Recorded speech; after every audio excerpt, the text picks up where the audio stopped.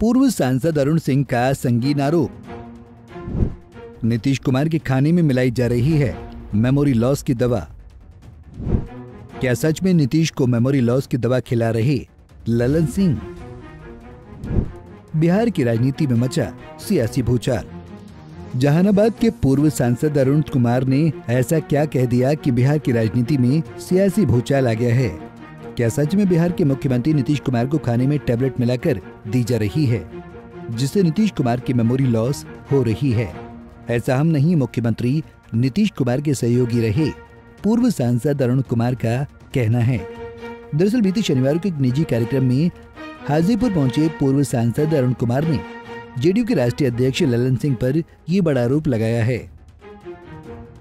अरुण कुमार ने कहा कि ललन सिंह मुख्यमंत्री नीतीश कुमार को खाने में टैबलेट मिलाकर दे रहे हैं, जिससे नीतीश कुमार की मेमोरी लॉस हो रही है, जिसके कारण बिहार के मुख्यमंत्री नीतीश कुमार जनता दरबार में क्राइम से जुड़े हुए मामले में गृह मंत्री की खोज करने लगे हैं, जबकि वो भूल जाते हैं कि वो खुद ही गृह मंत्री हैं। उन्होंने आगे कहा, कुछ ऑफिसर और एक दो ऐसे ही लोग जो प्लांटेड पॉलिटिशियन हुए हैं, वो नीतीश कुमार की मेमोरी को खत्म करना चाहते हैं। आइए अब आपको सुनाते हैं पूर्व सांसद अरुण कुमार का वो बयान। मैं कोई अपनी बात नहीं कह रहा हूं। जो घटनाक्रम है, हमारा संविधान कहता है कि जिसको मेमोरी लॉस हो, मानसिक स्थिति ठीक नहीं हो, तो उसे मौके के पद पर नहीं रहना चाहिए।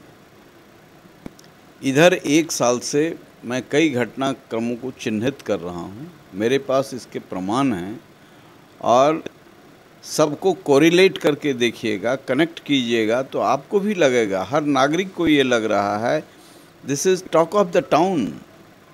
ये हो गया है कि भाई मुख्यमंत्री यदि खुद गृह मंत्री हैं और इसका एहसास उनको नहीं हो, उनका मेमोरी या नहीं कह रहा हो, तो ये दुखद पक्ष है। जनता दरबार में उन्होंने कहा है कि गृह मंत्री जी को बुलाइए, गृह मंत्री जी को बुलाइए, फ़ोन लगाइए। तो ये क्या दर्शाता है? मैं अपनी बात थोड़े कह रहा हूँ। यदि एक जिम्मेवार व्यक्ति अपने कैबिनेट मिनिस्टर का गर्दन पकड़ करके लड़ाता हो, जैसे भेड़ा लड़ाया जाता है, जैसे मुर्गा लड़ाया जाता है, तो ये मानसिक स्थिति को प्रदर्शित करता है। अपने चीफ सेक्रेटरी, होम सेक्रेटरी को मुख्यमंत्री समझ रहे हों, तो ये मानसिक स्थिति को दर्शाता है। कई ऐसे उदाहरण हैं, किसी के घर पर गए और उन्होंने अपने कैबिनेट कलीग का पैर छुआ, जो उनसे उम्र में भी कम है और प्रोटोकॉल के हिसाब से भी उचित नहीं है। कुछ ऐसी चीज़ें जो सार्वजनिक जगहों पर उन्होंने बोला है, और उसका जब मैं इवैल्यूएशन टोटल करता हूँ, एक घटना को तो इग्नोर कर सकता है, लेकिन यह क्रमिक घटनाएं हैं जो यह साबित करता है कि ये मेमोरी लॉस है। यदि मेमोरी लॉस है तो कोई बड़ी दुर्घटना का शिकार, ये एक्सीडेंट का शिकार हो सकता है स्टेट।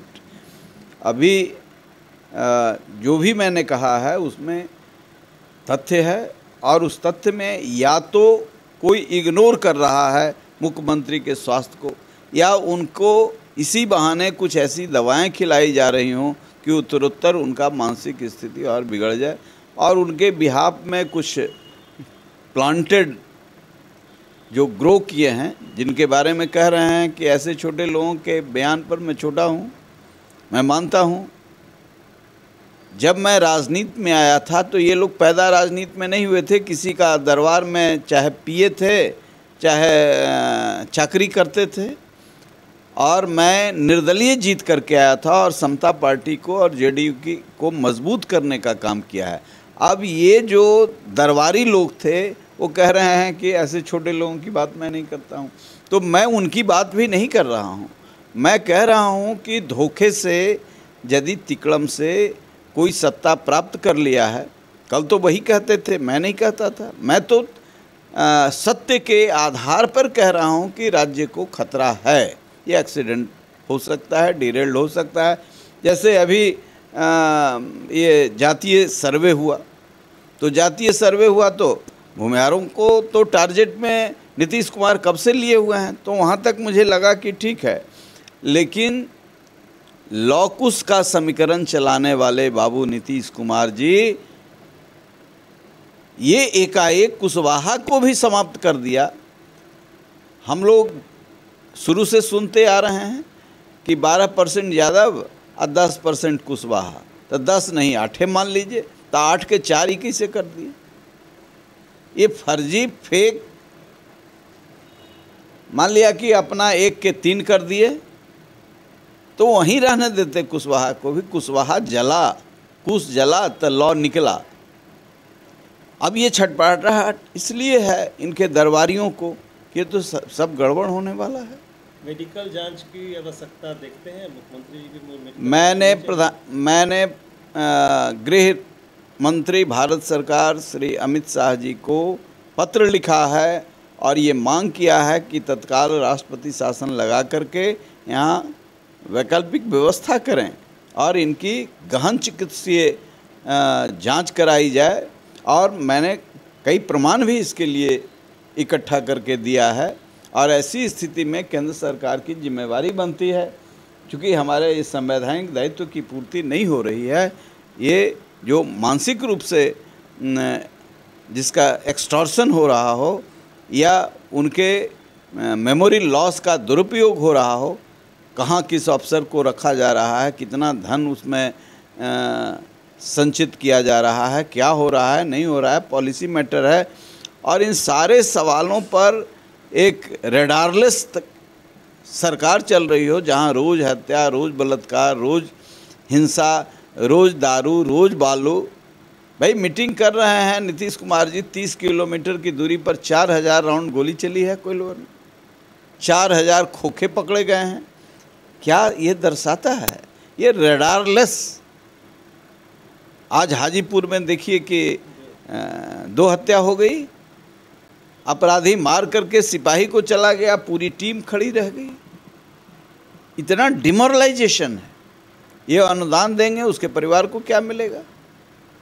भाई पहले सिपाही के लाल टोपी से लोग, अपराधी लोग डरता था, अब तो उसके राइफल से भी नहीं डरता है, स्टेनगन से भी नहीं डरता है। इसका कारण है कि कन्विक्शन की सरकार नहीं है, अकाउंटेबल सरकार नहीं है। ये हो रहा है, ये आम बात है, ये हो रहा है। उनको कहता है कि इतने लोग डूब के मर गए। अच्छा, यह भी हुआ है? ये राज्य का मुख्यमंत्री ऐसा कहता है। उनको कहता है शराब से इतने लोग मर गए। अच्छा, शराब तो हमने बंद करा दिया है। तो इस तरह की प्रतिक्रिया क्या साबित करता है? अरुण कुमार के इस बयान के बाद बिहार की सियासत गर्मा गई है। जब ललन सिंह से इस बारे में सवाल किया गया तो उन्होंने पत्रकारों को कहा, अरुण कुमार आप लोगों के लिए महत्वपूर्ण हो सकते हैं, लेकिन मैं किसी भी ऐसे टटपुंजे नेताओं के बयान पर प्रतिक्रिया नहीं देता। अरुण कुमार ने एक आप पे आरोप लगाया है। अरुण कुमार ने एक आप पे आरोप लगाया है। और छोड़िए ना, अरे किसी भी आदमी को टुटपुंजिया आदमी की बात का जवाब हम नहीं देते हैं। ये आपके लिए इम्पोर्टेंट हो सकता है, हमारे लिए वो महत्वपूर्ण नहीं है। उनको जो मन में आता है बोलते रहे। बिहार में मचे सियासी घमासान के बीच अब इस मामले में बीजेपी विधायक जीवेश मिश्रा भी कूद गए हैं। जीवेश मिश्रा ने अरुण कुमार का समर्थन करते हुए कहा कि जेडीयू के राष्ट्रीय अध्यक्ष ललन सिंह ने एक समय में मुख्यमंत्री नीतीश कुमार के पेट में दांत होने और इसकी सर्जरी खुद करने का ऐलान किया था। कहीं वो उसी की दवा तो नहीं कर रहे थे? अरुण जी जदयू के सांसद रहे हैं, जदयू में अरुण जी नेता रहे हैं। अरुण जी ने कोई बात अगर कही है तो इसको गंभीरता से लेनी चाहिए और इस पर विचार करना चाहिए। क्या मामला है ललन जी, क्या तेलावेली कर रहे हैं सीएम साहब के साथ? सीएम साहब को तो विचार करना चाहिए। और इधर जो सीएम साहब का बयान आ रहा है, कभी खुद ही कहते हैं गृह मंत्री को फ़ोन लगाओ, कभी खुद ही कहते हैं मुख्यमंत्री अरे ये सब फालतू है। तो ये क्या मामला है, इसको तो गंभीरतापूर्वक देखनी चाहिए। आजकल उनका चित्त विचलित रहता है, मन खोया पाया जैसा रहता है, कहीं ना कहीं भूलने की बीमारी हो गई है। तो कोई न कोई आदमी उनको गुप्त रूप से टॉर्चर कर रहा है। और ललन जी ने तो बहुत पहले कहा था, दांत पीस पीस कर कहा था। वो वीडियो है आप लोगों के पास कि नहीं, या मैं दिखाऊं? उन्होंने कहा था कि मैं ही सर्जन हूँ, नीतीश के पेट में कहाँ कहाँ दांत है सर्जरी करके मैं निकाल दूंगा, मैं वो सर्जन हूँ। तो नीतीश जी पर तो स्वाभाविक रूप से आज के दिन में जो धीरे धीरे नीतीश जी की जो हालत हो रही है उसके कारण ललन जी पर लोगों का संदेह जा रहा है। लेकिन हम लोग क्यों संदेह करेंगे? हमारा कोई मतलब नहीं है संदेह करने का। अरुण बाबू उनके साथ लंबे समय तक रहे हैं। अरुण बाबू ने कहा है तो कहीं ना कहीं कोई बात गोपनीय वो जानते होंगे, इस नाते उन्होंने एक बात कही है तो इसकी जांच होनी चाहिए। आपको क्या लग रहा है? मैंने कहा ना कि वो लंबे समय तक जदयू में रहे हैं, वो जदयू से सांसद भी रहे हैं, उन्होंने अगर कोई बात कही है तो ये चिंता का विषय है। क्या लग रहा है, नीतीश कुमार का मेमोरी लॉस हो रहा है? आपको नहीं लग रहा है क्या? आप जब सवाल करते हैं तो आपको नहीं लग रहा है क्या? सुबह बोलते हैं, शाम को पूछते हैं क्या हो रहा है, तो ये तो आपको भी लग ही रहा है ना। ये तो पूरे देश को लग रहा है, पूरे बिहार की महान जनता को इस समय लग रहा है रिप्लेसमेंट चाहिए सीएम का। ठीक नहीं चल रहे हैं, इनकी तबीयत ठीक नहीं है। पीएम मोदी के जाति पे भी सवाल खड़ा किए हैं ललन सिंह। अब ललन सिंह की बात ही मत करिए, वो केयर टेकर हैं, जदयू के केयर टेकर हैं, वो अपनी बात पर टिकते नहीं हैं, वो गंभीर पॉलिटिशियन नहीं हैं। वो एक बार बोले थे कि नीतीश जी की पेट का दांत हम निकालेंगे, हम सर्जन हैं। दूसरी बार बोले थे कि राजद के साथ अगर सरकार बनानी पड़ेगी तो डाक बंगला पे पान की दुकान कर लेंगे। दिखाऊं वीडियो? दूं क्या? आपके पास है या मैं दूं? आप पूछ लीजिए ना कि कब खोलेंगे पान की दुकान, जगह देख रहे हैं क्या? नीतीश जी तो बना लिए राजद के साथ सरकार। तो ये अब उल्टी बात है। इस समय वो आरजेडी के साथ मिले हुए हैं और जोड़ का झटका धीरे से दे रहे हैं जदयू को। ये बात भी राजनीतिक लोग अच्छे से समझ रहे हैं। ये कैसा झटका देने की आप बात कर रहे हैं? मैंने कहा ना कि वो हर दिन जोड़ का झटका धीरे से दे रहे हैं जदयू को। ये राजनीतिक लोग अच्छे से इस बात को समझ रहे हैं। वहीं जेडीयू प्रवक्ता नीरज कुमार ने अरुण कुमार के बयान पर जोरदार पलटवार किया है। नीरज कुमार ने कहा कि ये कोई नेता हैं, इनको सीटिंग सीट पर 29,000 वोट आया था। ये राजनीति के ऐसे कलंक हैं जिनकी कलंक गाथा लंबी है। राष्ट्रीय उपाध्यक्ष कौन ची है? वो जमानत जब्त वाला आदमी है। ये जब नेता हैं, 29,000 वोट आया है इनको सीटिंग सीट पर। इतना कलंकित व्यक्ति है यह। सेनारी नरसंहार माथा पर कलंक का टीका था। सेनारी नरसंहार में माँ बेटी बिलख रही थी, उसके आश्रित कोई सेंट्रल स्कूल में नाम नहीं लिखा है। जो हत्यारा था, जो सेनारी नरसंहार का मुख्य अभियुक्त था, उसके बेटा का ही एडमिशन कराए हैं सेंट्रल स्कूल में। अपने कलम से हाथ नहीं कांपा इस व्यक्ति का, तो जनता ने इनका जमानत जब्त करा दिया। 29,000 वोट में आया सीटिंग एमपी को। बताइए, 10 लाख वोटर हो और 29,000 वोट आया। इतना तो जिला परिषद में वोट ले आता है लोग। ये नेता हैं ये? अरे ये सब राजनीति के ऐसे कलंक हैं जिनकी कलंक गाथा लंबी है। अभी अपने लिए नहीं करते हैं, ये सब बाल बच्चा के लिए राजनीति करता है। ये सब कौन मतलब राजनीति सब है? ये सब दिल्ली, बम्बई, पटना सब जगह समृद्ध हो गए। ये सब के राजनीति का स्तर यही है। और माननीय नीतीश कुमार जी ने जाति सर्वे की रिपोर्ट जारी कर पॉलिटिकल एजेंडा सेट कर दिया है। Political agenda. चिराग पासवान को मिला है पुरस्कार क्लाइमेट लीडर का। नीतीश कुमार को क्लाइमेट लीडर यूनाइटेड नेशन ने कहा है। ये सब के बयान को बहुत नोटिस लेने की जरूरत नहीं है। ये सब पीड़ित आत्मा है, बेचैन आत्मा है, तड़पते रहते हैं। तो आपके तड़पने से और आपका योगदान है समता पार्टी में। हम न गवाह हैं, हमसे बड़ा गवाह है कोई अरुण कुमार जी। डीके शर्मा को 1.5 लाख वोट आया था और उनका टिकट काट करके आपको टिकट दिया था। राजनीति में बैठकबाजी करते हैं। जॉर्ज फर्नांडिस जैसे व्यक्ति को अपने घर से आदमी बेच करके अपमानित करवाया ये व्यक्ति। यह राजनीति के निकृष्ट उदाहरण ऐसे लोग हैं। ये तो कह रहे हैं कि जो आंकड़ा पेश हुआ है भूमिहार को 3 से 1 पर कर दिए साजिश है। अब इनको जानकारी का एकदम अभाव है, एकदम अशिक्षित हैं। राजनीति में बिल्कुल अशिक्षित व्यक्ति ऐसे लोग होते हैं। तो मैं उनको आंकड़ा दिखा देता हूँ। ये सब ज्ञान जो देते हैं ना, तो इन सब के लिए हम हैं, इनके डॉक्टर हम ही हैं। ये सब स्वामी सहजानंद सरस्वती के बड़े भारी आयोजक थे।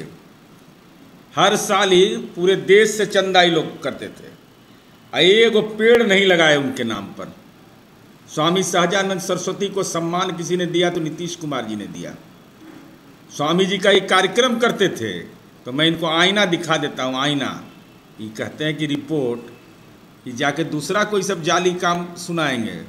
हमारे रहते जालीपन नहीं संभव है। ये देख लीजिए, इनका जरा ज्ञान देख लीजिए। जब 1931 में जनगणना हुआ था तो बिहार, झारखंड और उड़ीसा एक साथ था।